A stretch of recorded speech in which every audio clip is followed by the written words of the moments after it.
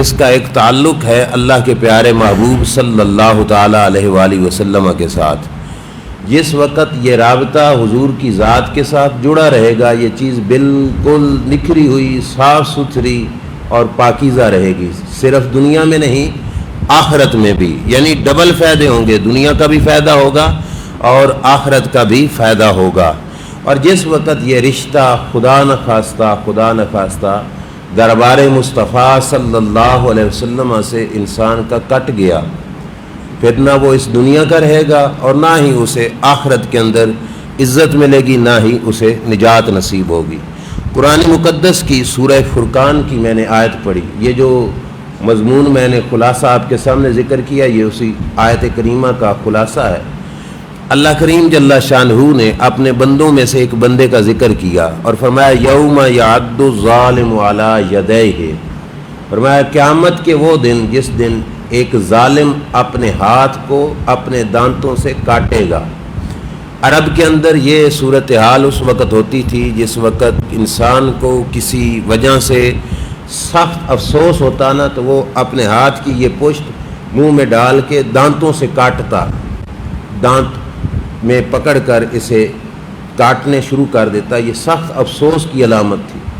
اللہ نے فرمایا کہ ایک انسان، اور اس انسان کو رب نے انسان بھی نہیں کہا، ظالم کہا، فرمایا قیامت کے دن ایک ظالم شخص اپنے ہاتھوں کی پشت کو دانتوں سے کاٹے گا اور کہے گا کیا، یا لیتنی اتخذت مع الرسول سبیلا، ہائے کاش میں نے اللہ کے رسول صلی اللہ علیہ وسلم کے ساتھ رابطہ جوڑے رکھا ہوتا، حضور سے رابطہ نہ توڑتا، سرکار سے اپنے تعلق کو نہ کاٹتا۔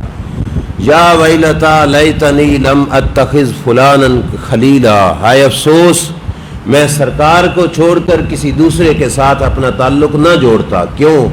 اس تعلق نے مجھے حضور سے دور کر دیا، اور آج قیامت کے دن مجھے حضور کی بڑی ضرورت ہے، اور وہاں پہ اس افسوس کی وجہ سے اپنے ہاتھوں کو دانتوں سے کاٹ رہا ہوگا۔ قیامت کے دن کیا ہونا ہے ہم صدیوں بیٹھ کے بھی سوچتے رہتے، ہمیں نہ پتہ چلتا، کیوں؟ ہمارے پاس کوئی ایسی مشینری نہیں، آج جتنی بھی ترقی ہو چکی ہے آج تک کوئی مشینری نہیں ایجاد ہو چکی جو کل کے حوالے سے یا قیامت کے حوالے سے ہمیں بتا سکے کہ وہاں پہ کیا کچھ ہوگا۔ لیکن اللہ کا کرم ہے کہ اس نے اپنے محبوب کی زبانی قرآن میں بتایا کہ فلاں شخص کا یہ حال ہوگا بروز قیامت، اور وہ افسوس اس وجہ سے کھائے گا کہ اس نے حضور کے دربار سے تعلق توڑا اور کسی غیر کے ساتھ اس نے تعلق جوڑا، اور اس پر افسوس کرے گا بروز قیامت۔ یہ کون سا شخص ہے جسے اللہ تعالیٰ نے ظالم کہا، انسان بھی نہیں کہا؟ وہ شخص عقبہ بن ابی معیط تھا، کافر تھا، اللہ کے نبی صلی اللہ علیہ وسلم کی اس نے کی دعوت۔ اب کریم آقا صلی اللہ علیہ وسلم دعوت تو سب کی قبول فرما لیتے تھے، دعوت قبول کر لی حضور نے، سرکار گئے تو سرکار نے فرمایا اس وقت تک میں تیرا کھانا نہیں کھاؤں گا جب تک تو کلمہ نہیں پڑھ لے گا، مطلب مسلمان ہو جا، ایمان لے آ، پھر میں تیری دعوت کھا لیتا ہوں۔ اسے بھی بات بھلی معلوم ہوئی، اچھی معلوم ہوئی کہ حضور کے سنگ رل جاؤں، سرکار کے ساتھ تعلق جوڑ لوں، کلمہ پڑھا اور کلمہ پڑھ کے حضور علیہ الصلوۃ والسلام کے ساتھ مل گیا۔ لیکن یہ ہے کہ دربار مصطفیٰ صلی اللہ علیہ وسلم سے تعلق کو مضبوط رکھنے کے لیے ضروری ہے کہ حضور کے دشمنوں سے رابطہ نہ ہو۔ اس کا رابطہ تھا امیہ بن خلف کے ساتھ، وہ جو حضرت بلال کو ستایا کرتا تھا، یہ اس کا جگری یار تھا، گہرا دوست تھا۔ جب یہ کلمہ پڑھ کے اس کے پاس پہنچا تو اس نے کہا تو نے تو میری ناک کٹا دی، میری بےزتی کرا دی، میرا دوست ہو کر محمد کا کلمہ پڑھ دیا معاذ اللہ صلی اللہ علیہ وسلم۔ اس نے یہ تنقید شروع کر دی اپنے اس دوست پر، عقبہ بن ابی معیط پر۔ اب نصیب کے دروازے رب ہی کھولتا ہے، ہر کسی کو نہیں نصیب ہوتا کلمہ۔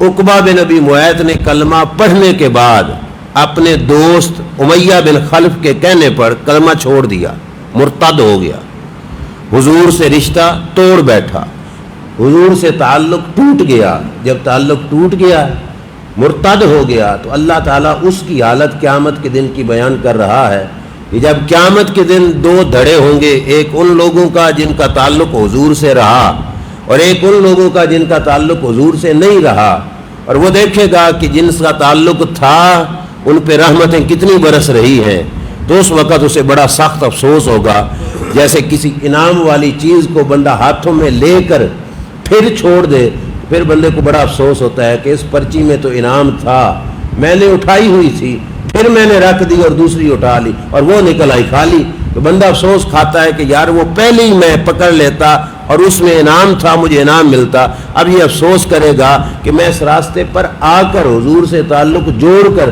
پھر پیچھے ہٹ گیا، ہائے کاش میں حضور سے تعلق نہ توڑتا تاکہ آج میں بھی ان لوگوں کی صفوں میں کھڑا ہوتا۔ تو اللہ کریم نے بتایا کہ دربار مصطفیٰ صلی اللہ علیہ وسلم سے رابطہ اتنا ضروری ہے کہ بروز قیامت بھی نجات اور بندے کو عزت ملے گی تو وہ اللہ کے نبی علیہ السلام کے رابطے اور تعلق کے بیس پہ ملے گی۔ قرآن کی دوسری آیت سنیے، اللہ کریم جل شانہ نے اس رابطے اور تعلق کو بڑے پیارے لفظوں میں بیان کیا۔ اللہ تعالیٰ ارشاد فرماتے ہیں اومن کان میتا فاحییناہ وجعلنا لہ نورا یمشی بہ فی الناس کمن مثلہ فی الظلمات لیس بخارج منہا۔ فرمایا کیا وہ شخص جو پہلے تھا مردہ پھر ہو گیا زندہ اور وہ زندگی پا کر چمک کر لوگوں میں چلتا ہے، کیا یہ شخص اور وہ جو ابھی اندھیرے سے نکلا ہی نہیں اور مردہ ہے، زندگی اس نے پائی نہیں، کیا یہ دونوں برابر ہو سکتے ہیں؟ تو مطلب تھا کہ یہ دونوں برابر نہیں ہو سکتے۔ یہ کن دو بندوں کی بات تھی؟ یہ قرآن مقدس مخصوص واقعات کے موقع پر نازل ہوا، لیکن حکم اس کا عام ہے، بات تو سب کے لیے ہے، لیکن اصل واقعہ کیا تھا جس وقت یہ آیت کریمہ نازل ہوئی؟ ہوا یوں کہ نبی اکرم صلی اللہ علیہ وسلم کے چچا جان حضرت امیر حمزہ رضی اللہ تعالی عنہ جو سید الشہداء بنے، ایمان لانے سے پہلے ابو جہل کے دھڑے کے تھے، ابو جہل کی طرفداری کے تھے، حضور سے کوئی تعلق نہیں تھا، اور تعلق جو خونی ہے وہ بھی فائدہ تب دیتا ہے جب ایمان لے آئے۔ تو ابو جہل کی ہو گئی حضور سے کوئی لڑائی، اس لڑائی کی جب خبر پہنچی نا حضرت امیر حمزہ رضی اللہ تعالی عنہ کو، تو حضرت امیر حمزہ رضی اللہ تعالیٰ عنہ کو سخت غصہ آیا، انہوں نے جا کے ابو جہل کی پٹائی بھی کی، لڑائی بھی کی، اور غصے میں اسے مارتے مارتے ابو جہل کو کہا کہ تم لوگ تو ہو ہی بے عقل، اپنے ہاتھوں کے بنے ہوئے بتوں کو سجدے کرتے ہو۔ اللہ کے نبی کے بارے میں کہا ان کا دین کتنا ستھرا ہے جنہوں نے رب وحدہ لا شریک کی عبادت کا حکم دیا ہے، اور ابو جہل کو جلانے کے لیے کہا ابو جہل سن لے میں بھی کلمہ پڑھتا ہوں، اشہد ان لا الہ الا اللہ واشہد ان محمدا عبدہ ورسولہ۔ نبی اکرم صلی اللہ علیہ وسلم کے چچا جی جناب امیر حمزہ مسلمان ہو کر حضور کے دھڑے میں آ گئے، سرکار کے ساتھ تعلق جڑ گیا۔ اب ہوا یوں کہ انتہائی جرت مند بہادر انسان تھے جو مسلمانوں کی صفوں میں آ کے بیٹھے، اصحاب رسول صلی اللہ علیہ وسلم جو حضور کے ساتھ پہلے کے تعلق رکھنے والے تھے، وہ جدھر بھی کھڑے ہوتے حضرت امیر حمزہ کی شان بیان کرنے لگ جاتے، وہ کہتے وہ کمال امیر حمزہ، بڑی جرتوں والا حمزہ، بڑی بہادری والا حمزہ، بڑی شان، یہ شان وہ شان، شانیں بیان کرنے لگ گئے۔ مسلمانوں کی مسجد میں، مسلمانوں کی بیٹھکوں پہ، تھڑوں پہ، گلیوں میں حضرت امیر حمزہ کی نہ چرچے شروع ہو گئے، شانیں بیان ہونی شروع ہو گئیں۔ کافروں نے سنا کہ یہی لوگ کل تک تو امیر حمزہ کی بات بھی نہیں کرتے تھے جب تک کلمہ نہیں پڑھا تھا، اور آج جگہ جگہ امیر حمزہ کی شانیں بیان ہو رہی ہیں۔ تو کافروں نے نا اپنے دھڑوں میں، اپنی بیٹھکوں پہ اور اپنے مجموعوں میں یہ کہنا شروع کر دیا کہ حمزہ اور ابو جہل میں تو کوئی فرق ہی نہیں، اگر حمزہ شان والا ہے تو پھر ابو جہل بھی شان والا ہے۔ امیر حمزہ اور ابو جہل ایک ہی قسم کے لوگ ہیں اور ایک جیسے ہیں۔ یہ کس نے کہا؟ کافروں نے کہا۔ تھوڑا بات پہ غور کرنا، ابو جہل اور امیر حمزہ کو ایک جیسا سمجھ لیا، اللہ جل مجدہ الکریم کو یہ بھی برداشت نہ ہوا کہ کوئی شخص ابو جہل اور امیر حمزہ کو ایک جیسا سمجھے۔ اللہ نے آیت اتاری، اللہ نے فرمایا وَمَنْ كَانَ مَيْتًا فَأَحْيَيْنَاهُ وَجَعَلْنَا لَهُ نُورًا يَمْشِي بِهِ فِي النَّاسِ۔ فرمایا کیا وہ شخص جو پہلے تھا مردہ پھر ہو گیا زندہ، اب وہ نور لے کر، چمک لے کر لوگوں میں چلتا ہے، یہ اور وہ جو اندھیرے میں ہے اور مردہ ہے یہ برابر ہو سکتے ہیں؟ نہیں برابر ہو سکتے۔ اللہ نے رد کیا کافروں کا۔ اب اندھیرے میں کون تھا؟ ابو جہل، مردہ بھی ابو جہل، وہ اب بھی مردہ، اور جو پہلے مردہ تھا اب زندہ ہوا وہ کون تھا؟ وہ تھے حضرت امیر حمزہ رضی اللہ تعالی عنہ۔ اب بات بڑی قابل غور ہے، ہمارے موضوع کا نا جو مغز ہے وہ اس سے نکلے گا۔ اللہ تبارک و تعالی جل شانہ نے کہا کہ امیر حمزہ پہلے تھا مردہ، پھر ہو گیا زندہ، اور اسے نور بھی مل گیا۔ ابو جہل پہلے بھی مردہ، اب بھی مردہ، اور اس کے پاس نور بھی کو نہیں، وہ تو اندھیرے میں ہے۔ یہ دونوں آپس میں برابر نہیں ہو سکتے۔ میں آپ سے پوچھتا ہوں، جس وقت امیر حمزہ رضی اللہ تعالی عنہ ابو جہل کی پارٹی میں تھے، اس وقت مردہ تھے کہ زندہ تھے؟ زندہ تھے نا، کھاتے پیتے تھے، چلتے پھرتے تھے، اٹھتے بیٹھتے تھے، باتیں سنتے تھے، سنی تھی تو تب جا کے ابو جہل سے لڑائی کی تھی۔ معاملات سارے کا پتہ چلتا تھا، یہ ساری چیزیں زندہ میں تھیں، لوگوں میں بیٹھ کر کھاتے پیتے اٹھتے چلتے پھرتے تھے۔ لیکن رب نے کیا کہا کہ امیر حمزہ تھا مردہ، پچھلے وقت کو کیا کہا کہ وہ مردہ تھا پھر ہو گیا زندہ۔ ابو جہل پہلے بھی مردہ تھا اب بھی مردہ ہے، وہ مردہ اور یہ زندہ یہ آپس میں برابر نہیں ہو سکتے۔ تو کیا پتہ چلا؟ چلنے پھرنے کو زندگی رب نے نہیں کہا، اٹھنے بیٹھنے کو زندگی رب نے نہیں کہا، دیکھنے کے باوجود رب امیر حمزہ کی پچھلی زندگی کو مردہ کہہ رہا ہے، ہمیں بتا رہا ہے لوگوں فرق صرف یہ ہے امیر حمزہ کے زندگی کے دونوں حصوں میں کہ پہلے حضور سے رابطہ کوئی نہیں تھا، سرکار سے تعلق کوئی نہیں تھا، بے شک کھاتے پیتے اٹھتے بیٹھتے چلتے پھرتے تھے، رب نے کہا مردہ ہے۔ کیوں؟ کیونکہ تعلق نہیں حضور کی ذات سے، اور جس وقت تعلق جڑ گیا اللہ نے فرمایا اب میں نے حمزہ کو زندگی عطا فرمائی ہے۔ اس سے پتہ چلا کہ اپنی زندگی کو اپنے آپ کو زندہ بنانے کے لیے بھی ضروری ہے کہ دربار مصطفیٰ صلی اللہ علیہ وسلم سے رابطہ ہو۔ جس کا حضور سے تعلق نہیں وہ کھاتا پیتا بھی ہو پھر بھی مردہ، وہ چلتا پھرتا بھی ہو پھر بھی مردہ۔ کیوں؟ کیونکہ اس انسان میں انسانیت نہیں ہوگی، اس میں حیوانیت ہوگی، اس کو رب ذوالجلال مردہ کہہ رہا ہے۔ تو اس آیت قرآن کی اس آیت سے بھی پتہ چلا کہ دربار مصطفیٰ صلی اللہ علیہ وسلم سے جو تعلق ہے وہ دوسرے لفظوں میں اس تعلق کو اللہ زندگی ارشاد فرماتا ہے، اور اسی تعلق کا نام زندگی ہے۔ جب تک وہ تعلق برقرار ہے یہ جہان سارا چل رہا ہے۔ اس جہان کی زندگی بھی دربار مصطفیٰ صلی اللہ علیہ وسلم کے تعلق کی وجہ سے ہے۔ علامہ محمد اقبال نے بھی اس مسئلے کو بیان کیا، وہ کہنے لگے کہ ہو نہ یہ پھول تو بلبل کا ترنم بھی نہ ہو، چمن دہر میں کلیوں کا تبسم بھی نہ ہو نہ یہ ساقی تو میں بھی نہ ہو خم بھی نہ ہو، بزم توحید بھی دنیا میں نہ ہو تم بھی نہ ہو، خیمہ افلاق کا استادہ اسی نام سے ہے، نبض ہستی تپش آمادہ اسی نام سے ہے۔ یہ چار شعروں میں علامہ اقبال نے یہی مسئلہ بیان کر دیا۔ پھول سے مراد حضور کی ذات ہے کہ اگر سرکار نہ ہو تو بلبل کا ترنم بھی نہ ہو، یہ جہان کی رونقیں ختم ہو جائیں، اس جہان میں تو کچھ بھی نہ رہے اگر حضور کی ذات نہ ہوتی۔ آپ کہو گے کہ سرکار تو عیسیٰ علیہ السلام کے بعد جہان تو پہلے کا چلتا رہا، نہیں، اس کائنات کو رب نے بعد میں بنایا، سب سے پہلے رب نے اپنے نبی کے نور کو پیدا فرمایا، سب سے پہلی چیز۔ کیوں؟ کیونکہ اس تعلق کی بیس پر یہ سارا جہان چلنا تھا۔ اللہ تعالیٰ نے سب سے پہلے اسی واسطے کریم آقا صلی اللہ علیہ وسلم کی ذات اقدس کو پیدا فرمایا۔ ہو نہ یہ پھول تو بلبل کا ترنم بھی نہ ہو، چمن دار میں کلیوں کا تبسم بھی نہ ہو، کسی کے چہرے پہ مسکراہٹیں کبھی نہ آتی اگر حضور کی ذات نہ ہوتی تو۔ اور آگے کیا کہا کہ ہو نہ یہ ساقی تو میں بھی نہ ہو خم بھی نہ ہو، بزم توحید بھی دنیا میں نہ ہو تم بھی نہ ہو، کہ اگر حضور نہ ہوتے تو لا الہ الا اللہ کہنے والا بھی تمہیں جہان میں کوئی نہ ملتا، جہان ہوتا تو جہان میں کوئی ملتا۔ یہ توحید جو اللہ وحدہ لا شریک کی ذات کو ماننا ہے، یہ بھی صدقہ پیارے آقا صلی اللہ تعالی علیہ وآلہ وسلم کا ہے۔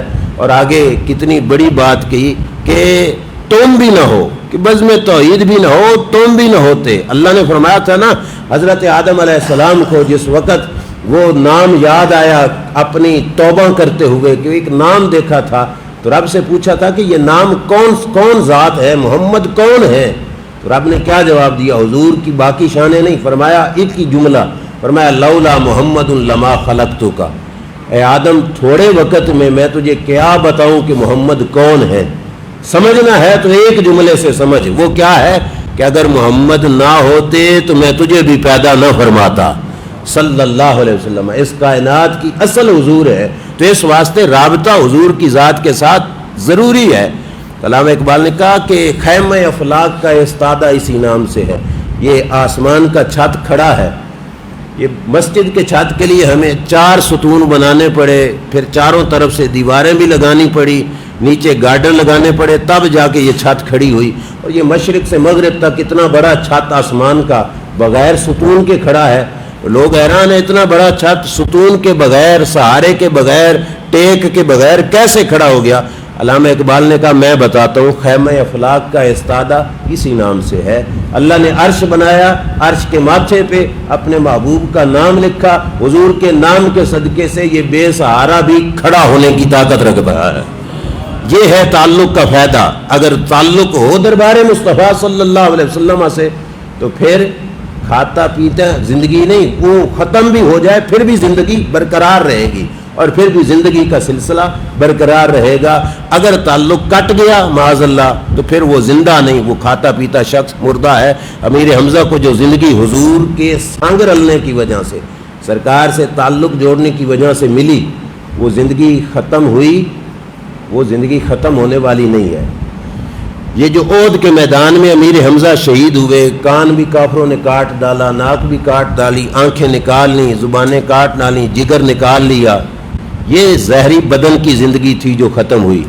اصلی زندگی جو تھی وہ امیر حمزہ کی ختم نہیں ہوئی، وہ زندگی برقرار ہے حضرت امیر حمزہ رضی اللہ تعالیٰ عنہ کی قیامت تک۔ کیوں؟ کیونکہ وہ زندگی ہے حضور کی ذات سے تعلق کا نام، اور وہ تعلق جس کو نصیب ہوگا اس کی زندگی مرنے کے بعد بھی کبھی ختم نہیں ہوگی۔ ایک بات سنیے جس سے پتہ چلتا ہے امیر حمزہ کی زندگی کتنی تھی۔ حضرت امیر معاویہ رضی اللہ تعالیٰ عنہ کا دور تھا، امیر حمزہ شہید ہوئے تھے جنگ احد کے اندر، اور اس کے تقریباً کافی سالوں کے بعد امیر معاویہ کے دور کے اندر نہروں کی کھدائی ہو رہی تھی۔ کھدائی کے دوران جب جس مقام پہ حضرت امیر حمزہ کی مزار شریف ہے، اس مقام سے نہر کی کھدائی جاری تھی، تو اس کھدائی کے دوران حضرت امیر حمزہ کا قدم شریف ظاہر ہو گیا، پاؤں مبارک قبر شریف سے ظاہر ہوا۔ کھودنے والے نے نا یوں دبا کے چیک کیا تو اتنے عرصے کے بعد حضرت امیر حمزہ کے بدن میں ابھی تک خون جاری تھا۔ کیوں جاری تھا؟ کہ دربار مصطفیٰ سے تعلق ہے تو قبر میں بھی رب زندگی عطا فرماتا ہے۔ اس دیکھنے والے نے تھوڑا ہاتھ آگے ڈال کے نا دیکھا، کیونکہ حضرت امیر حمزہ شہادت کے بعد جو چادر مبارک تھی نا وہ چھوٹی تھی، سر ڈھانپتے تو پاؤں ننگا ہوتا، پاؤں ڈھانپتے تو سر ننگا ہوتا۔ حضور نے فرمایا تھا سر پہ چادر ڈال دو اور پاؤں پہ گھاس ڈال دو۔ اس نے آگے ہاتھ ڈال کے گھاس نکال کے دیکھا تو کتنے سال گزر چکے تھے، وہ گھاس بھی ابھی تک خشک نہیں ہوا تھا۔ یہ ہے زندگی، جو اصل زندگی ہے کہاں سے ملتی ہے؟ دربار مصطفیٰ صلی اللہ تعالیٰ علیہ وآلہ وسلم کے تعلق کی وجہ سے ملتی ہے۔ ہمارا مسئلہ یہ ہے کہ ہم گھر کی نحوست کا شکوہ لے کر کسی پیر صاحب کے پاس گئے، اول تا اصل پیر بہت کم ہی ملتے ہیں، کسی ٹھگو کے ہاتھ چڑھ گئے، اس نے 5-6 ہزار کا ہمیں تویز لکھ کے دے دیا، کہا اس سے تیرے گھر کی نحوست ختم ہوگی۔ وہ کیسے ختم ہوگی؟ گھر کی نحوست ختم کرنے کا واحد ذریعہ ہے کہ دربار مصطفیٰ صلی اللہ علیہ وسلم کے ساتھ تعلق بنا لو۔ کئی لوگ سمجھتے ہیں جی فلاں درخت گھر میں ہو تو نحوست ہے، فلاں پرندہ الو گھر میں آ جائے تو نحوست ہے۔ کوئی نحوست نہیں، نحوست واحد ہے، وہ کیا ہے کہ حضور سے رشتہ کٹا ہوا ہے ہمارا۔ جب حضور سے رشتہ قائم ہو جائے گا تو پھر جو مرضی گھر میں لگا لو، نحوست نہیں آئے گی۔ نحوست اس وجہ سے ہے کہ ہم نے رشتہ حضور کی ذات سے توڑ دیا ہے، اور وہ رشتہ جس وقت قائم ہو جاتا ہے نا تو پھر رب ذوالجلال نحوستوں کے دروازے بند کر دیتا ہے، پھر رحمتوں کے دروازے کھل جاتے ہیں۔ لوگ کہتے ہیں یہاں سے مکان بدل کے وہاں چلے جاؤ جی تمہارے گھر کی نحوست ختم ہو جائے گی، وہاں پہ کوئی اور خدا ہے، جو خدا یہاں پہ کرم فرماتا ہے وہ وہاں پہ بھی کرم فرماتا ہے۔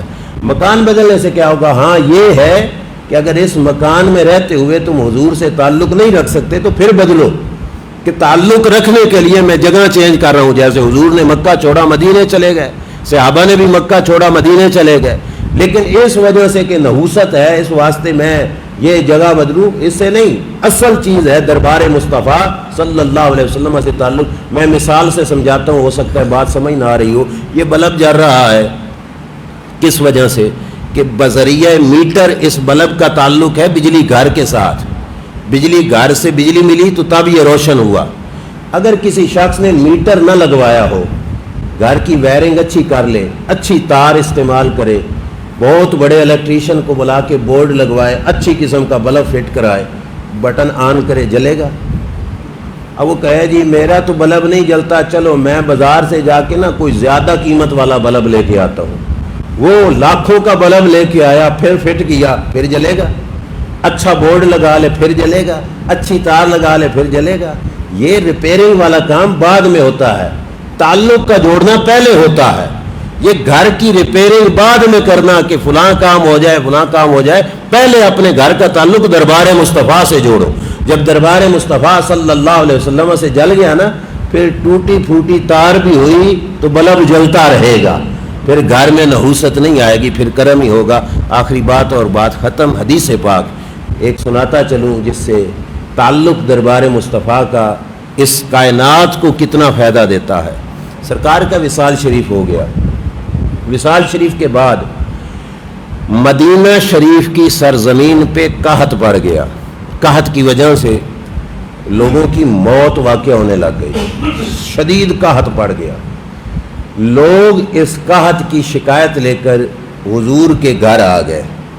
سرکار کا تو وصال تھا، حضور کے گھر میں کون تھیں؟ سیدہ طیبہ طاہرہ امی عائشہ صدیقہ رضی اللہ تعالی عنہا، حضور کی بیوی محترمہ، زوجہ محترمہ اور مومنوں کی ماں۔ ان سے شکایت کی، امی جان قحط نہیں ختم ہو رہا، لوگوں کی جانیں جا رہی ہیں، کوئی حل ارشاد فرمائیے۔ اس سے پتہ چلا بیماریاں آئیں تو حضور کے دروازے بند نہیں کیے جاتے، سرکار کے دروازے کو کھولا جاتا ہے، اور پھر تعلق وہاں سے توڑا نہیں جاتا، الٹا مزید جوڑا جاتا ہے، پھر جا کے بندہ بیماریوں سے بچتا ہے۔ حضور کی گھر میں جب آ کے کہا نا کہ قحط نہیں ختم ہو رہا، حضرت عائشہ کا مشورہ دیکھو کیا ہے۔ یہ ہے اصل طریقہ جس کے ذریعے سے امت مصطفیٰ کو بچایا جا سکتا ہے۔ حضرت عائشہ صدیقہ رضی اللہ تعالیٰ نے فرمایا، انظروا قبر النبی صلی اللہ علیہ وسلم فاجعلوا منہ کون الی السماء حتی لا یکون بینہ وبین السماء سقف۔ فرمایا جاؤ اللہ کے نبی صلی اللہ علیہ وسلم کی مزار پہ چلے جاؤ۔ کہاں چلے جاؤ؟ اللہ کے نبی کی مزار شریف پہ چلے جاؤ۔ کتنا ضروری ہے رابطہ دربار مصطفیٰ صلی اللہ علیہ وسلم میں سے۔ جن حضرات کو زیارت کی سعادت حاصل ہوئی ہے ان کو پتہ ہے مسجد اور مزار میں کوئی بہت ہی دوری ہے۔ مسجد کا راہ بتا دیتے کہ مسجد چلے جاؤ، لیکن مسجد میں جانا بھی تو تب قبول ہوگا جب یہاں سے رابطہ پورا قبول ہوگا، تو رابطہ قائم پہلے کرو۔ فرمایا جاؤ سیدھا مزار مصطفیٰ صلی اللہ علیہ وسلم پہ جاؤ، اور فرمایا حضور کی مزار پہ جو چھت ہے نا اس کی بیلنس کرو، سوید لو، سیدھ لو، کہ مزار شریف کے بالکل سیدھ میں جو چھت شریف ہے اس چھت میں کرو سوراخ، چھت میں سوراخ کر دو، اور سوراخ کر کے کیا کرو؟ آسمان کو زیارت کراؤ مزار مصطفیٰ صلی اللہ علیہ وسلم کی، پھر دیکھو رحمتیں برستی ہیں کہ نہیں برستی، پھر دیکھنا،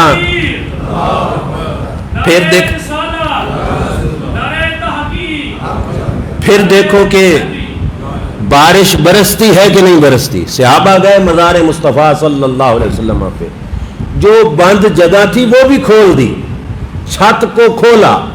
جس وقت چھت میں سوراخ ہوا، اب حدیث کے لفظ ہیں فَفَعَلُوا فَمُطِرُوا مَطْرًا، فرمایا صحابہ نے یہی کیا۔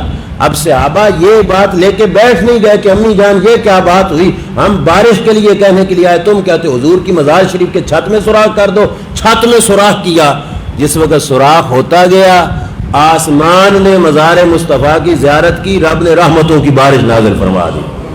اب بارش برسی، مدینے والوں کا قحط ختم ہوا، اور اللہ نے ان کو اس مصیبت سے نجات عطا فرمائی۔ بیماریوں سے بچنے کا حل، مصیبتوں سے بچنے کا حل دربار مصطفیٰ کھولو بدبختو، بند کرنے سے بیماریوں سے نہیں بچتے، ہم فرانس کی گستاخی کو روتے ہیں، یہ کتنے بے ادب ہیں جنہوں نے روضہ مصطفیٰ کو منحوس سمجھ کے بند کیا معاذ اللہ، کہ جو اس کے قریب جائے گا بیماری لگ جائے گی، جو وہاں پہ جائے گا بیماری لگ جائے گی۔ ایسے بدبخت لعنتی اللہ کے پیارے محبوب علیہ السلام کی زوجہ محترمہ نے کہا دروازہ کھول دو، اللہ کی رحمتیں برس پڑیں گی۔ اور اسی سے سبق لیا تھا میرے شیخ کامل حضور شیخ الاسلام والمسلمین خواجہ خواجگاں خواجہ محمد قمر الدین سیالوی رحمۃ اللہ علیہ نے۔ آپ کے زمانہ میں بارش نہیں ہو رہی تھی، سیال شریف میں لوگ آئے، حضور بارش نہیں ہو رہی، دعا کیجیے۔ آپ نے فرمایا دعا سے پہلے ایک کام کرتے ہیں، سیال شریف مزار شریف دربار شریف میں نا ایک ڈبہ ہے صندوق جیسا، اس میں اللہ کے نبی صلی اللہ علیہ وسلم کے موئے مبارک موجود ہیں، بال مبارک موجود ہیں۔ آپ نے درباری کو کہا کہ جاؤ اس ڈبے کو اٹھا کے نا مسجد کے سین میں لے آؤ اور آج اس ڈبے کا دروازہ کھول دو، کھلے آسمان کے نیچے حضور کے بال رکھو، آسمان کو حضور کے بالوں کی زیارت کراؤ، رب رحمت کی بارش برسا دے گا۔ انہوں نے وہاں پہ ایسا ہی کیا کہ جب بال مبارک کھلے آسمان کے نیچے آئے، آسمان نے زیارت کی، رب نے رحمتوں کی بارش برسا دی۔ تو یہ ہے تعلق ہر انسان کا حضور سے رکھنا لازمی اور ضروری ہے، اس کے لیے کسی ایسی تار کی ضرورت نہیں، تعلق کے لیے واحد ذریعہ ہے بس دربار مصطفیٰ میں حاضری لگواتے رہا کرو، زندگی کے ہر لمحے میں، ہر دن میں کوئی دن نہ ہونے پائے، ہو سکے تو سارا دن ہی حاضری لگتی رہے۔ کیسے حاضری لگاؤ؟ درود پاک پڑھتے رہو، حاضری تمہارا نام وہاں پہ پہنچتا رہے گا اور سرکار کی ذات سے تعلق برقرار رہے گا۔ جتنا گہرا تعلق بنانا ہے اتنا کثرت سے درود پڑھتے جاؤ، اللہ کریم وہ رابطہ قائم رکھے گا۔ وہ رابطہ برقرار رہا تو یہ گھر بھی سنور جائے گا اور آخرت کا گھر بھی سنور جائے گا۔ اللہ عمل کی توفیق عطا فرمائے۔ وآخر دعوانا